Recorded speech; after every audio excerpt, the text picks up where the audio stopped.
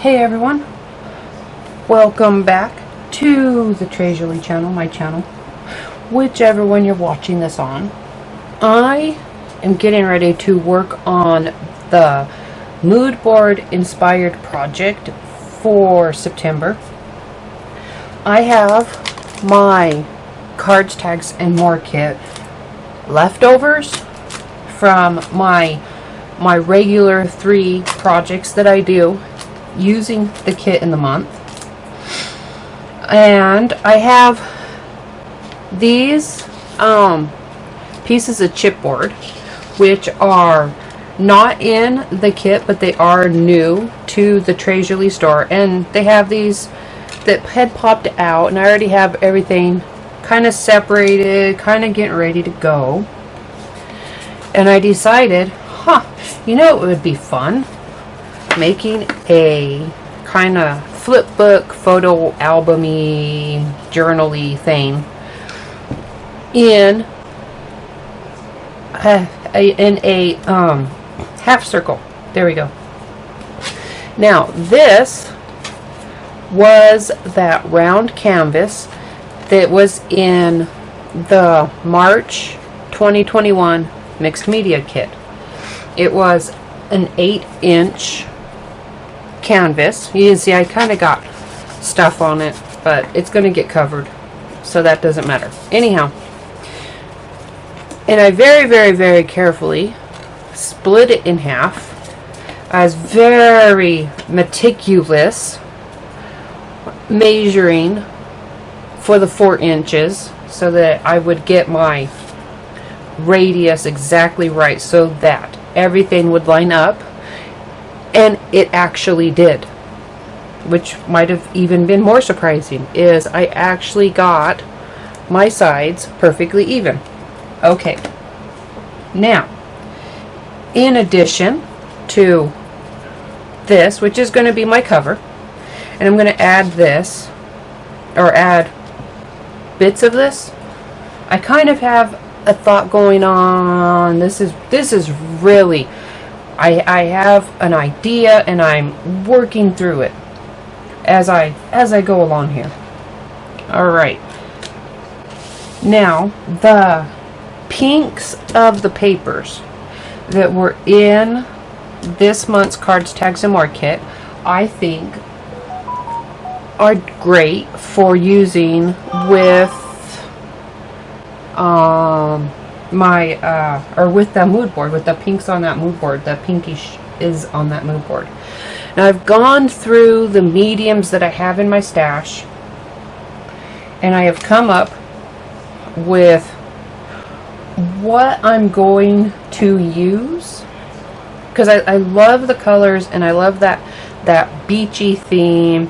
And the twist for this month is vintage, so I'm going to kind of go for a vintagey, beachy little flip book or album or something along those lines. I haven't quite got all of that part worked out. So the colors that I'm thinking, for that mood board, this is just my little cheat sheet of Tim Holtz crayons. I don't have the 6 newest put on here yet, but I'm not going to be using any of those. But what I will be using is some frayed burlap right there, and milled lavender, and which one's it on? Some bundled sage, and the Victorian velvet. Those are the 4 colors I'm working on. I have them in crayons. I have them in my oxide sprays here. I have the ink pads. I don't know entirely which forms of it I'm going to use, crayons or sprays. combination. I'll get to that as I work through this. But I did want to mention that in the August 2020 mixed media kit, there was a bottle of bundled sage oxide spray. I'm pretty sure the other three are all from my stash. I normally try to mark them, but the bundled sage was in August 2020's mixed media kit. Okay, so I'm kind of trying to talk about where my thoughts are going with this. All right, I've covered my cover, well, my cover base, and I've covered my color choices, and this is that second cut apart sheet, and these these sheets from the kit, if you remember, were 8 by 6, which means at least on one side here I am thinking of just covering it completely with this. I do have bits of scraps left here that may get kind of added on as detail. I already have some doilies cut out with the die, so that's another thought. I'm just trying to really kind of get things together. And then this will go inside.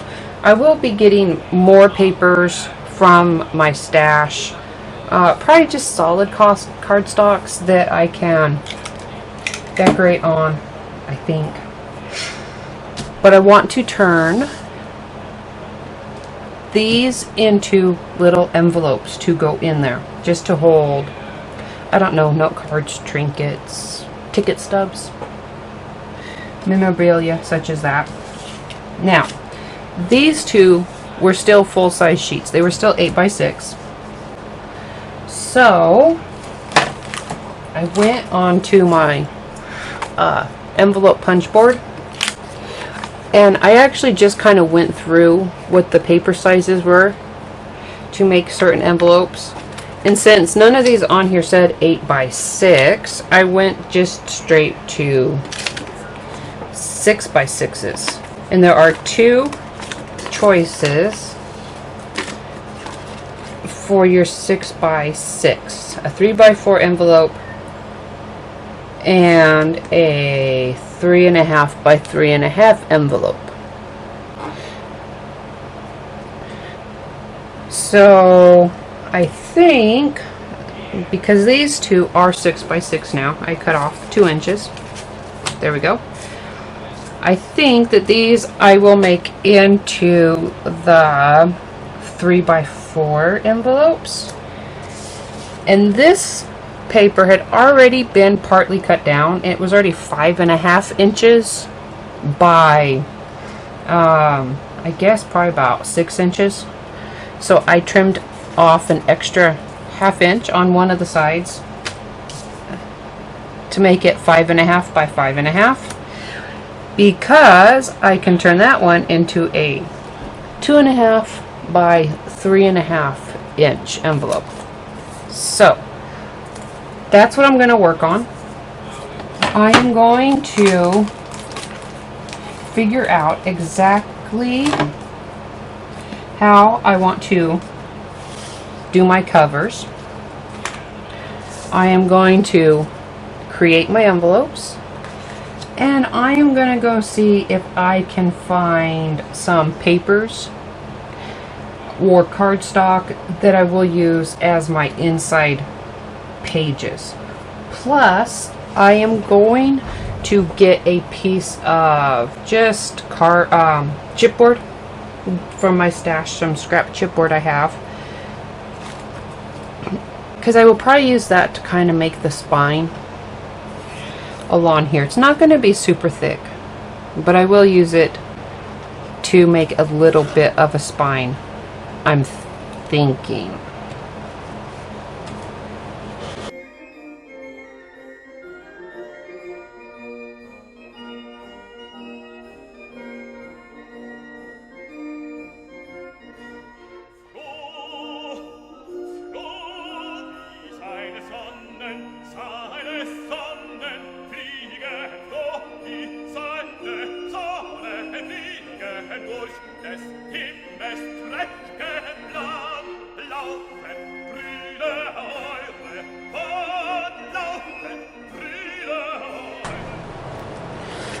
Alright, I have my cover assembled. I just used some heavy chipboard. I actually don't know how thick it was because I already had it cut. I think it's an inch or so. It's about an inch. And I just cut it down to 8 inches long and use, there it is, a bamboo skewer to space. That's harder to say than it should have been, but anyhow, I used this bamboo skewer to space, and this is some 2-inch bookbinding tape. I know it looks kind of yellow, but that's just because the paper that you peel off has a yellow tint to it. It's actually, once it's peeled off, it is a white tape. And I just laid it out for the back and centered my spine on it, put my skewer in along the edge, and then pushed my half circle on to each side of it. That way it would have the spacing for all of that chipboard, the chipboard from the canvas board and the chipboard from the spine, and it would give it the hinging it needed so it would fold. That makes sense, so the edges of the chipboard wouldn't hit each other. So that's all there was to that. You don't have to use hinging tape. You could use paper. I would use like a linen blend paper for more stability, fabric, and some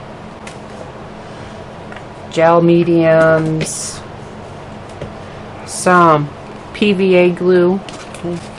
It's good for bookbinding, so that would work too. But this made it real easy, especially since I am going to be covering everything.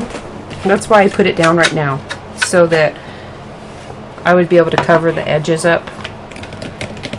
Now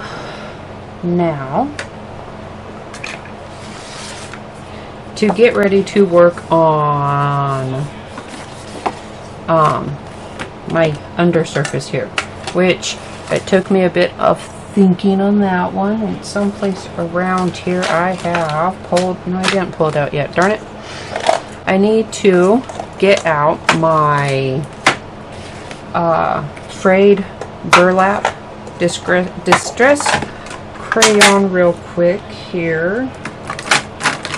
I think it's in here once I find it.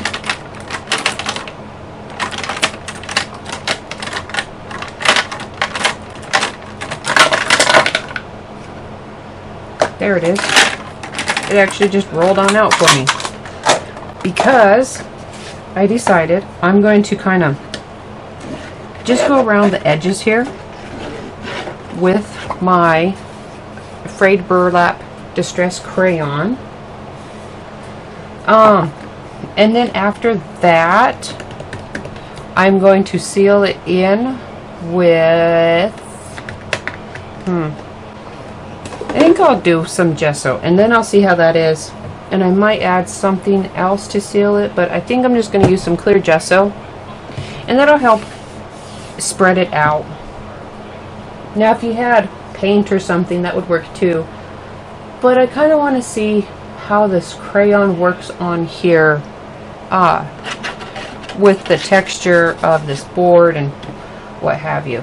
So that's what I'm going to do. I'm just going to put this on my edges, the outside edges, probably use my finger to get it along this unfinished edge, and then the inside edge here. And that's because those edges will be sticking out just a little bit from when I put the papers on that I will use to cover the rest of this.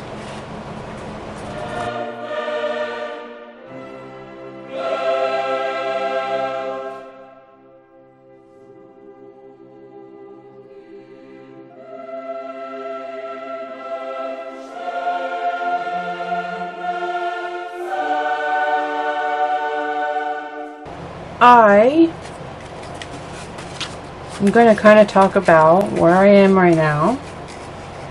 All my gesso is dry, and I'm just going to kind of set this off to the side for a second.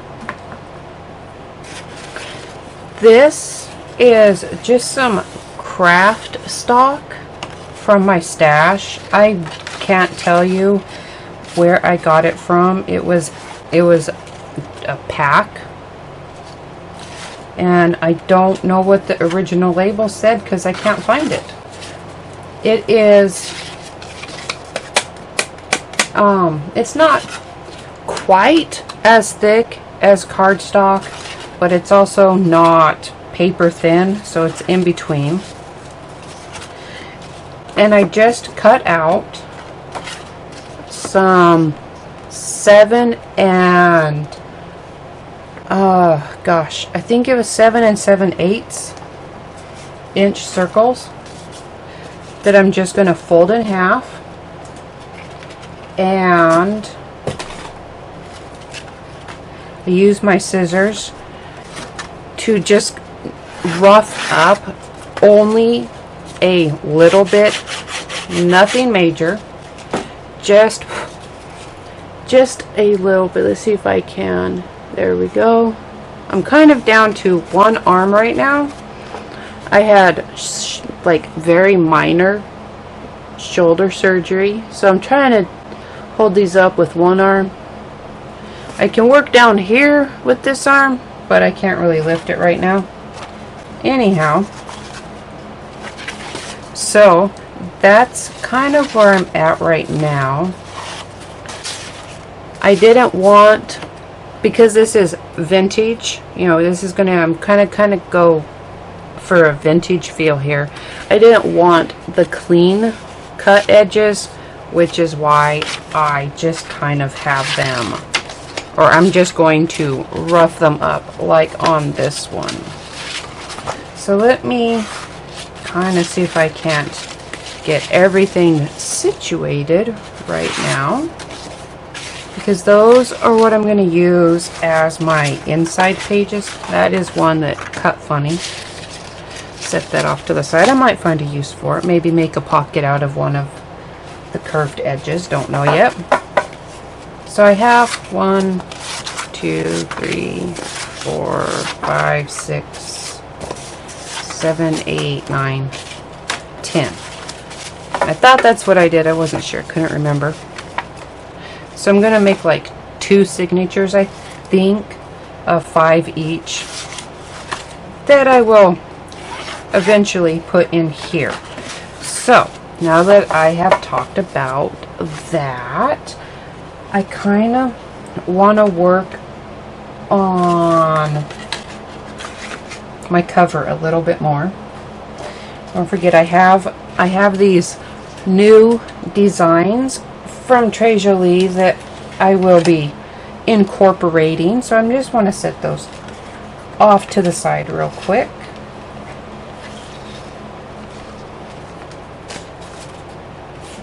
And I think I am just going to basically eyeball this. Just kind of line it up, kind of centered. And I'm going to only, obviously this is only really going to fit on the front cover. I have some other ideas for the back. I think the back will be pieced together. So I'm just going to grab up a pencil, trace out a little bit there. I'll cut it out, and then on these pieces I will actually, I wonder if that will work. Maybe that's what I can use part of this one for, the one that didn't quite feed through the machine right. I will use part of it as my base. There we go. Kind of put it like so. Kind of mark like that. And then I will put my pieces on it and then cut it down to size. That makes sense? Is that kind of making sense there? So that's what I'm going to work on.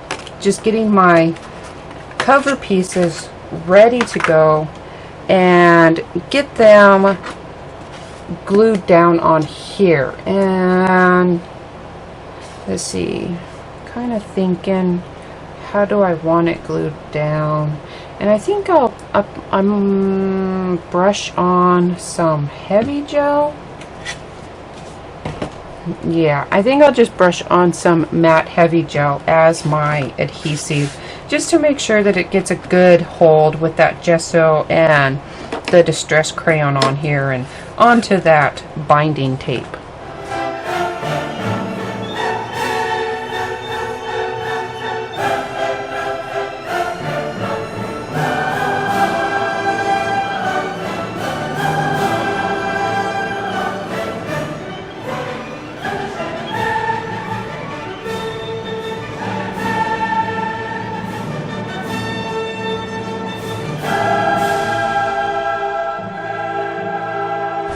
Alright, I have been working on my inside pages, and this, I'm just going to show you some examples. They are currently not heavily decorated.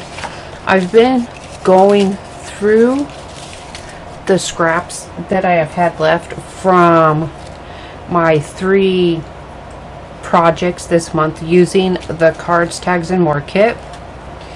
So I'm just going to kind of talk about that. This is just kind of a little pocket that you would be able to stick, you know, just enough to catch something there at the edge. And I stitched around, if I can get that to focus. Hopefully. I still can't lift up my arm there very well, or actually I can't lift it up high enough at all to block out the background.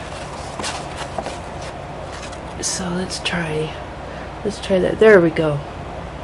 There you can see just some light pink thread in a regular straight stitch around the edges of my pages.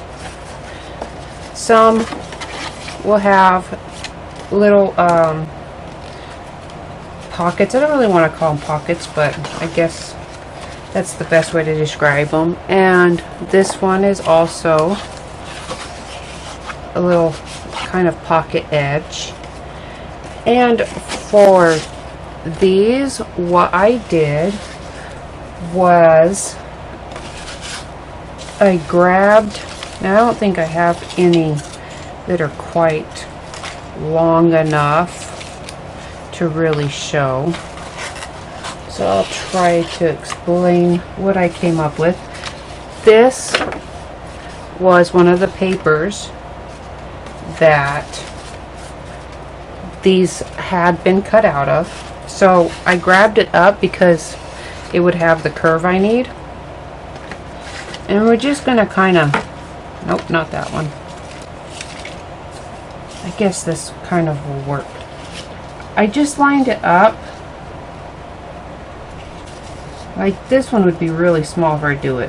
I would line up, say, just those two corners here, and I grab a pencil and trace the curve. That way I would know that I had the right curve going to match the curve of the circle. Does that make sense?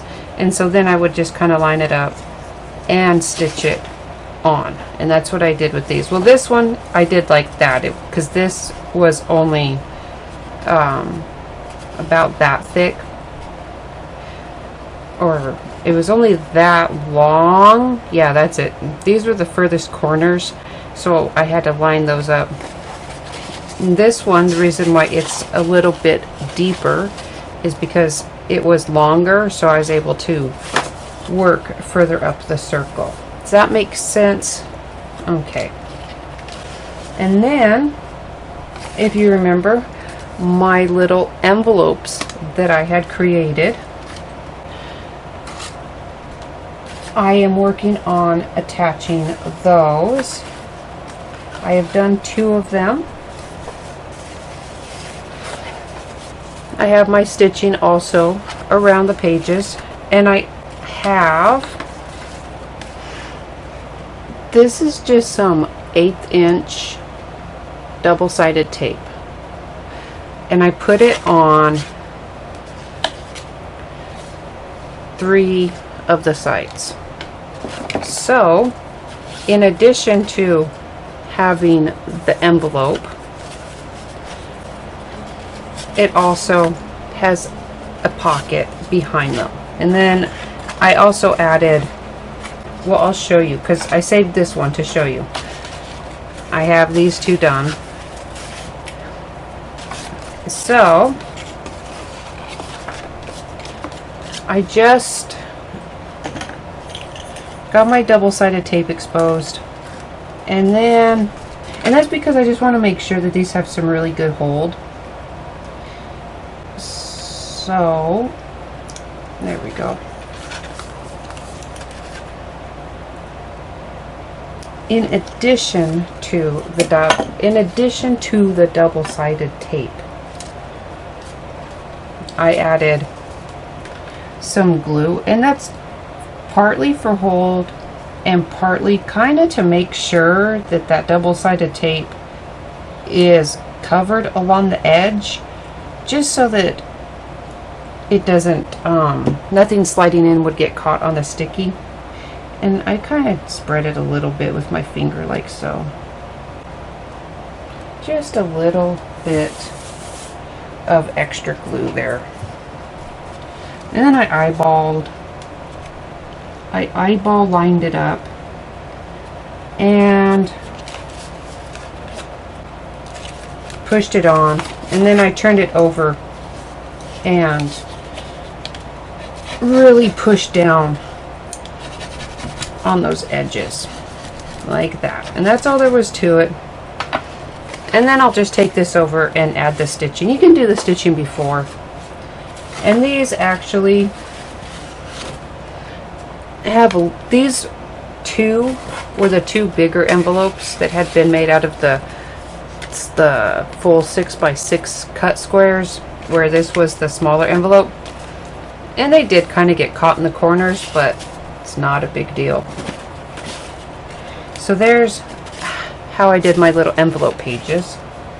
And then some other pages don't really have pockets on them. I'm just adding little bits for decoration. I laid my paper along the edge and traced it so I'd get the curve right. And this paper right here, I don't even know why I like it so much, but it is it's a type of masking paper, like for painting. But I love the color because I think that the color of this just goes really well with the colors from the mood board that I have picked my crayons out to go with there.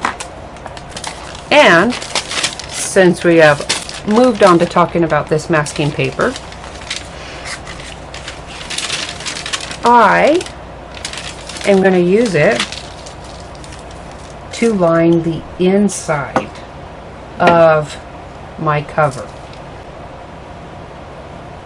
And I'm actually going to try to stitch around the edge of it very, very carefully, because I also added stitching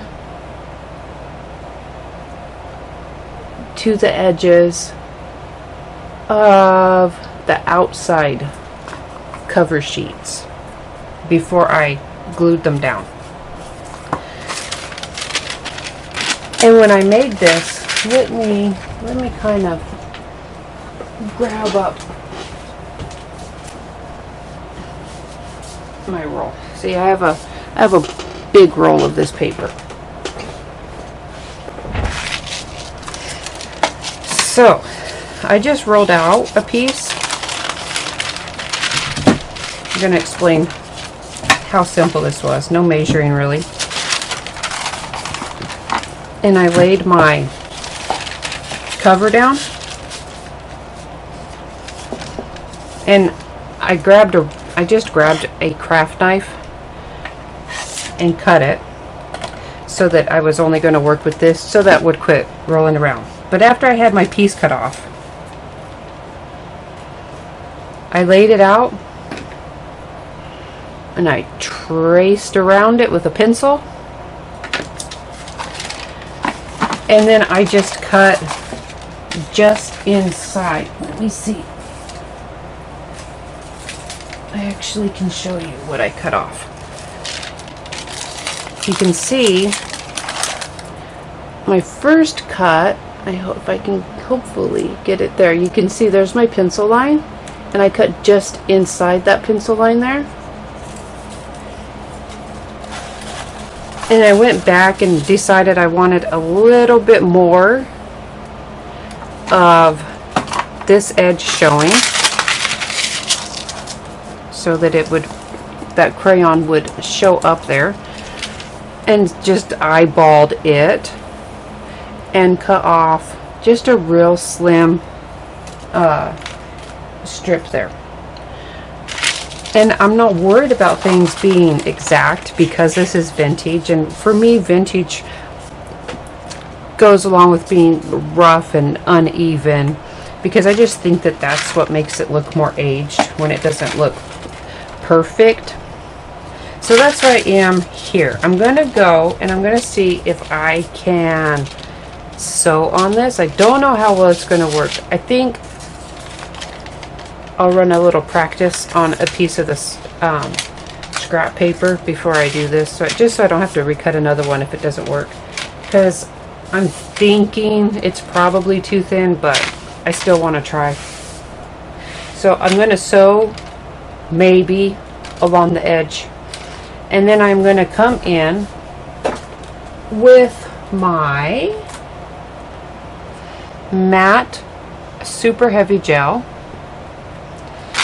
and use that to adhere. I think actually no, I think for this one I'm going to use this PVA glue, just because it dries clear, it remains flexible, and it is, according to this bottle, ideal for bookbinding.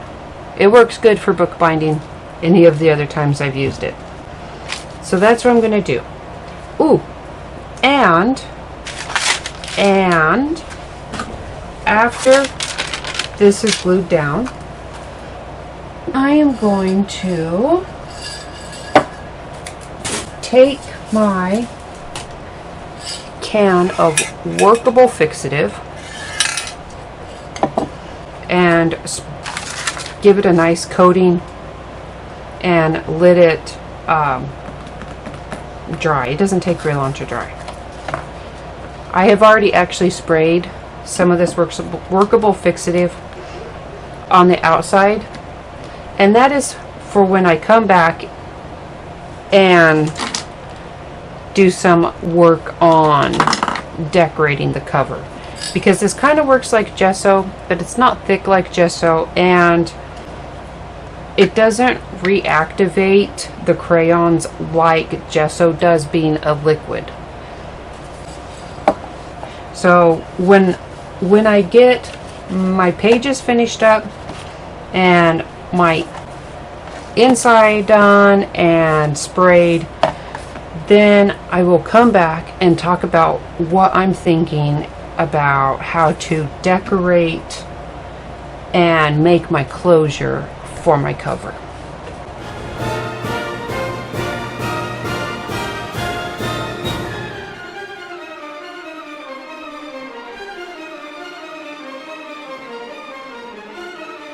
My glue is dry here, so I'm going to kind of talk about this inside paper.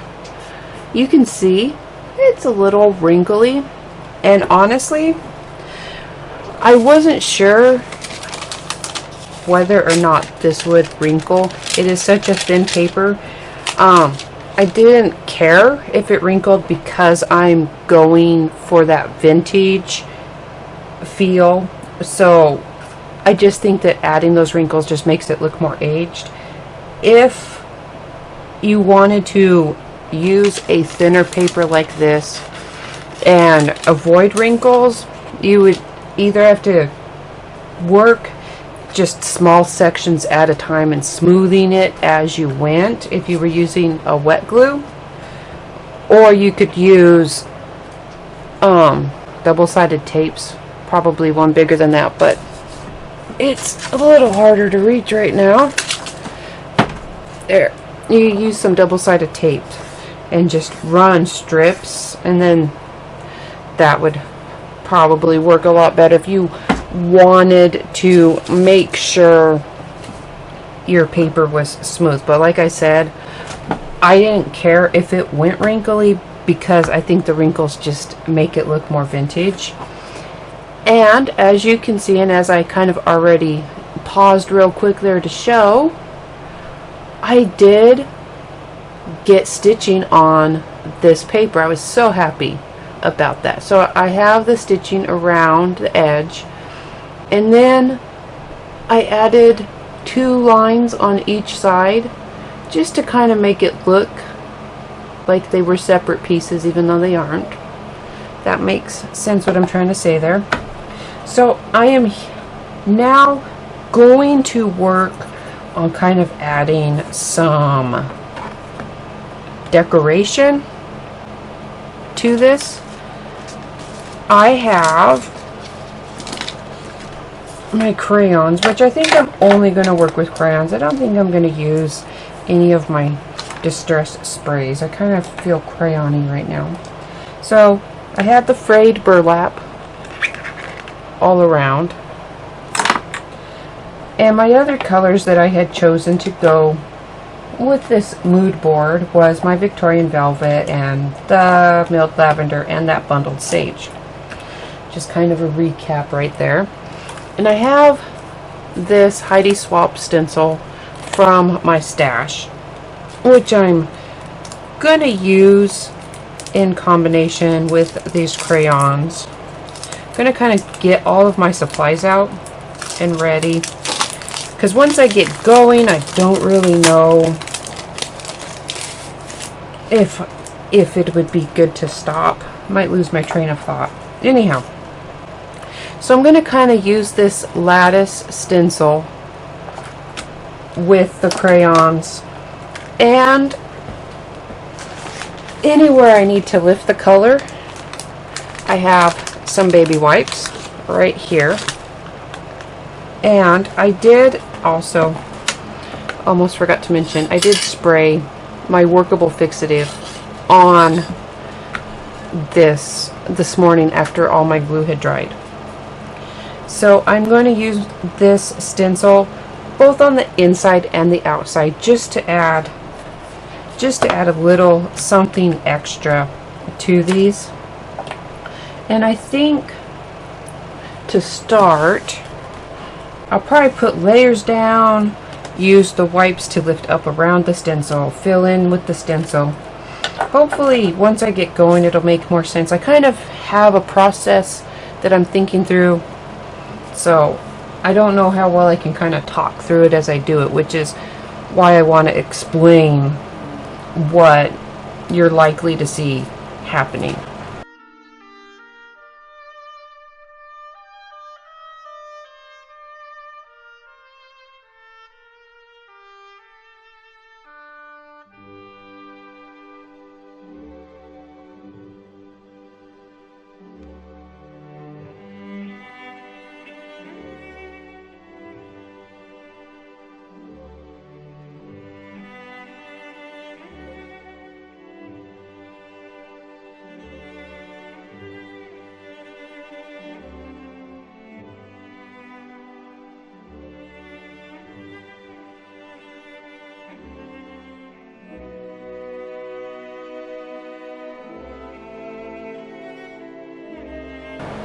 Alright, my cover is done. It's how I like it, and I'm going to try to do this with one hand since I can't lift. You can see how I kind of have those distress crayons layered, because you can see that's the bundled sage, and then I think that's the milled lavender. Wait, there we go. The bundled sage and the milled lavender on top, and that's really what that workable fixative is for.